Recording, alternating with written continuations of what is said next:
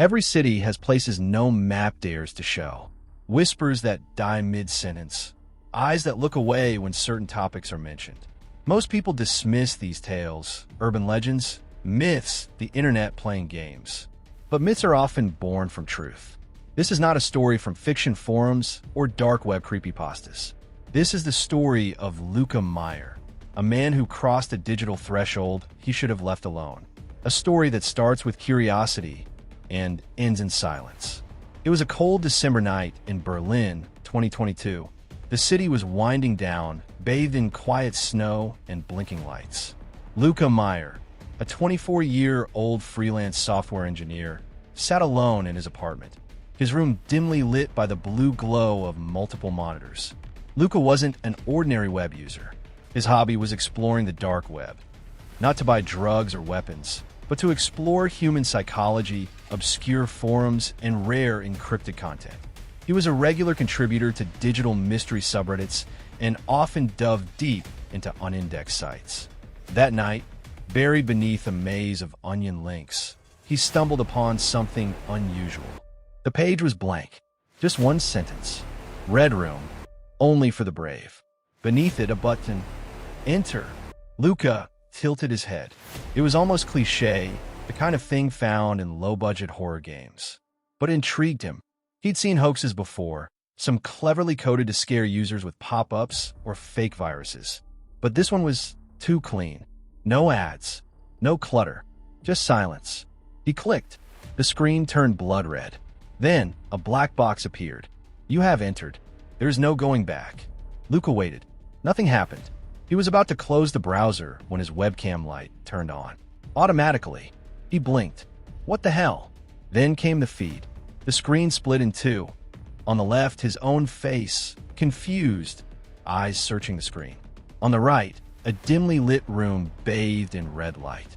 It was small, square, and entirely red, the bed, walls, curtains. The camera inside was static, but something about it felt alive. Then the message.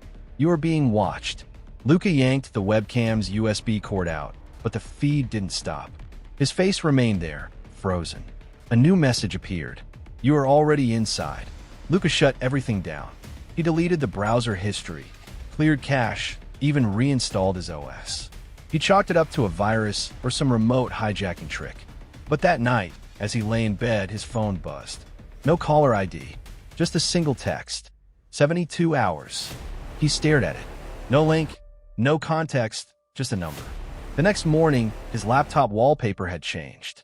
It now displayed the still from the Red Room feed. The empty Red Room on the right, and his face on the left, mouth slightly open. He hadn't saved that image. More disturbing, the file properties said it had been created at 3:33 a.m. Luca had been asleep. He spent the day trying to trace the link. Nothing worked. The URL no longer existed. Even Tor gave him nothing, but his inbox kept pinging. At exactly 3:33 a.m. every night, a new message arrived. 48 hours. 24 hours. Are you ready? By now, Luca wasn't just scared. He was obsessed. He dug deeper into the Red Room legend. Some said it was just a dark web live stream of illegal torture.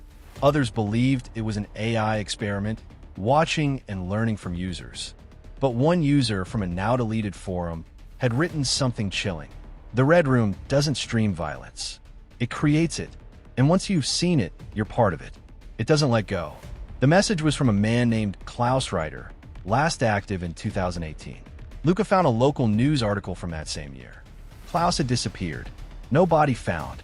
Only thing left in his apartment? A room painted entirely red. Luca couldn't sleep. His reflection felt wrong, as if it lagged a second behind him. Devices behaved strangely. Cameras blinked on at random. The paranoia was constant.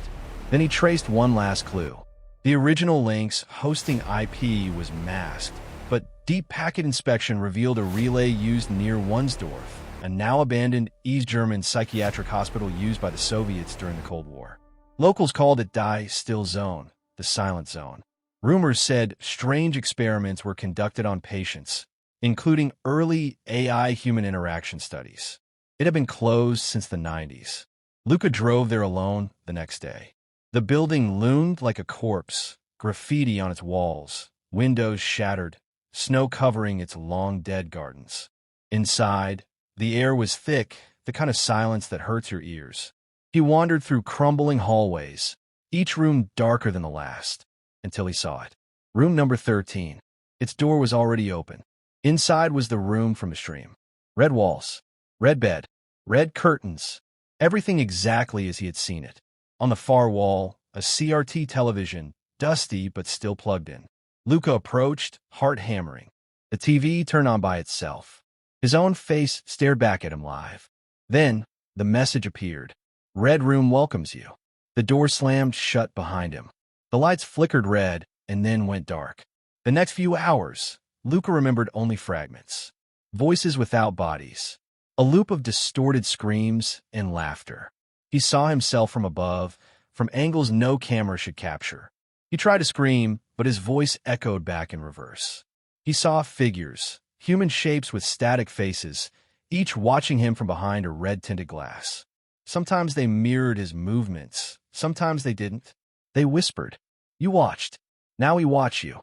When he awoke, it was morning. He was back in his apartment. The windows were shut. His phone was charged. The computer was off.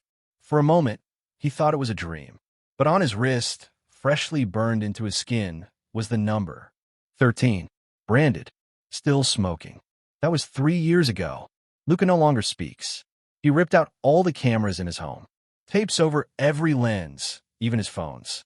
His apartment is covered in red blackout curtains, the walls painted matte black. He hasn't touched the internet since. He writes in journals, though. Dozens of them. Pages full of diagrams, entries, timelines. One phrase appears again and again. It's still watching. Some say he had a psychotic break.